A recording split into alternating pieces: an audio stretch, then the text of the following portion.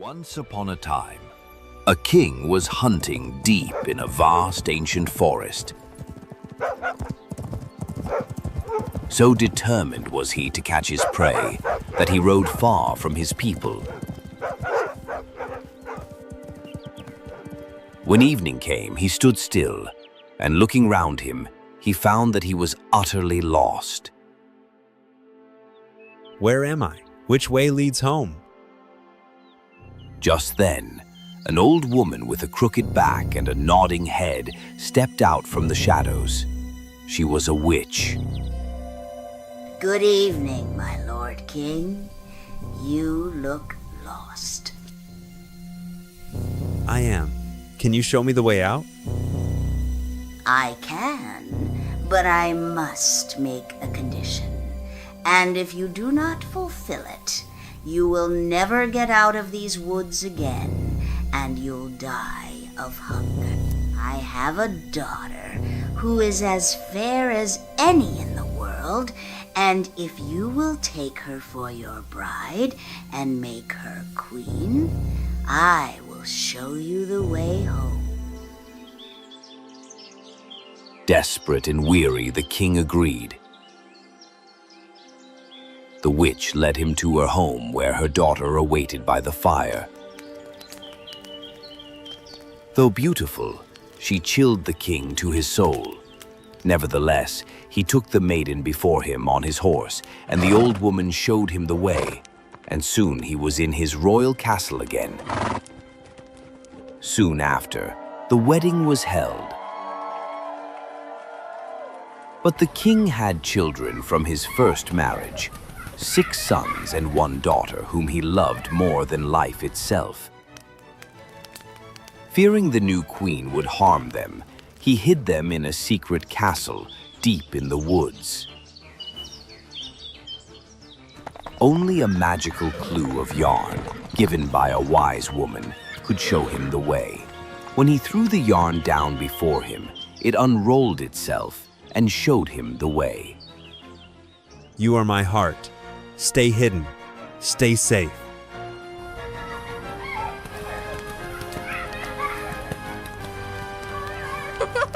The king went so often to see his dear children that the queen was displeased with the king's long absences.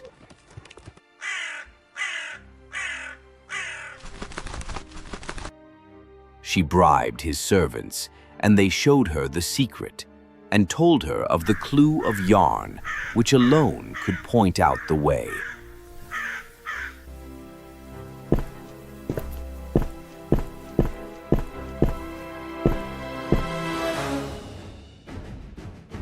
The queen stole the magical clue and stitched 6 small white silk shirts, each sewn with a wicked spell that she had learnt from her mother. Once,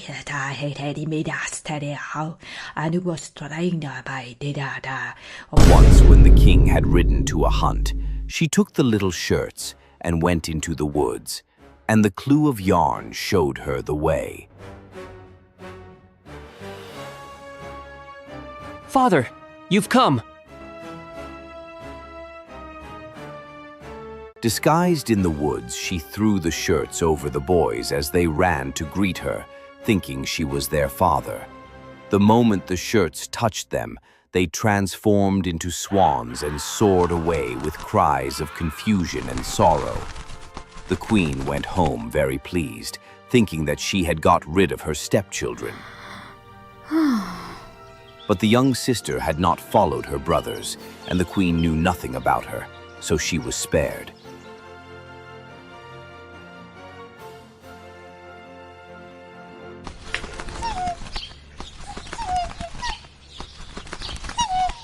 When the king came again to the secret castle, only his daughter remained.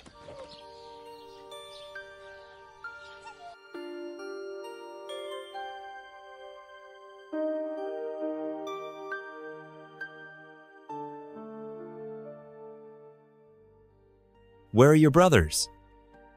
Ah, dear father. They have gone away and left me behind. She told him how she had seen from her window her brothers, in the guise of swans, fly away through the woods, and she showed him the feathers which they had let fall in the courtyard. The king was stricken with grief, but never guessed his new queen was the cause. Fearing his daughter would be stolen away from him as well, the king wished to take her away with him. She, however, was afraid of the stepmother and begged the king to let her remain one more night in the castle in the woods. That night, the brave princess fled into the forest. I must find them. I must set them free. After a day and night of wandering, she came upon a small hut with 6 little beds.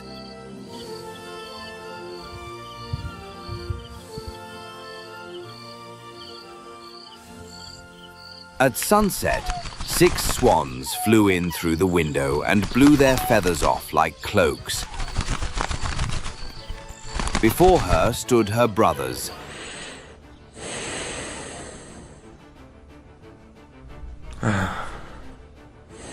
Sister, you found us. You must leave. This place is dangerous. Robbers live here. And you can't defend me? No, for we can only get rid of our swan skins and keep our human shape every evening for a quarter of an hour. But after that, we must be changed again into swans. Can anything be done to set you free? It's nearly impossible. I don't care. I'll find a way to break the spell. Tell me what to do. You must sew 6 shirts from starflowers, without speaking or laughing for 6 whole years. 1 word, and all is lost. Just as the brothers had finished telling her this, the quarter of an hour came to an end, and they changed into swans and flew out of the window. I must set them free.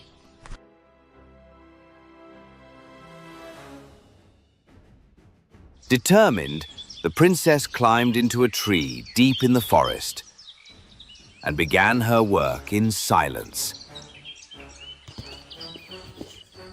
Day after day, she picked asters and stitched.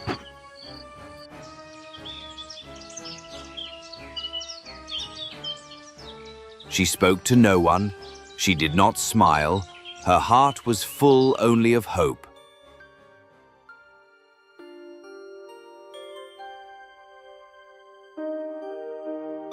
One day, the king of that land rode through the forest, and his huntsman spotted her in the tree.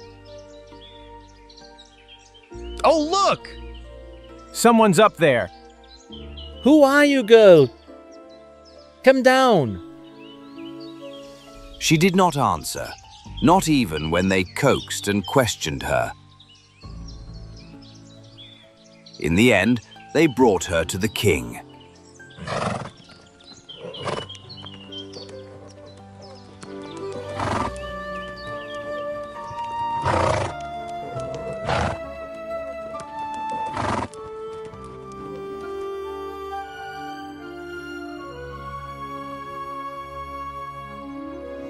The king was struck by her beauty and gentleness, Who are you? though she could not say a word. He spoke to her in all the languages he knew, What were you doing in the tree? but she remained dumb. He brought her to his palace and gave her fine clothes. This maiden I choose for wife, and no other in all the world. And so the silent princess was married, her heart still bound to her secret task. But the king's mother was cruel and suspicious and spoke ill of the young queen. Who knows where the maiden can have come from? And not able to speak a word, she is not worthy of a king. When the silent queen bore a child, the old woman stole it and smeared the queen's lips with blood. See, she eats her own children. She is cursed. The king would not believe such a thing and ordered that no one should do her any harm. The queen went on quietly sewing the shirts and caring for nothing else. The next time that a fine boy was born, the wicked stepmother used the same deceit, but the king would give no credence to her words. The people, however, grew fearful. She is too tender and good to do any such thing. And if she were only not dumb and could justify herself, then her innocence would be as clear as day. When for the third time the old woman stole away the newborn child and accused the queen, who was unable to say a word in her defense, the king could do no other but give her up to justice, and she was sentenced to suffer death by fire. On the very day she was to be burned for her crimes, the 6 shirts were ready, except one which lacked a sleeve. She was led to the stake, her arms full of shirts, her face calm. And then, a sound in the sky. Wings.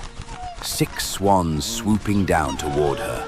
She threw the shirts over them. Feathers fell away. The spell was broken.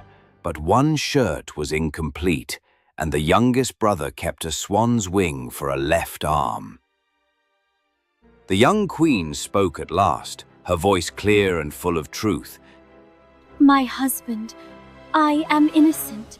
I have been silent 6 years to save my brothers from a cruel spell. Your mother stole our children. The king listened. The stolen children were found, and the wicked queen mother was brought to justice.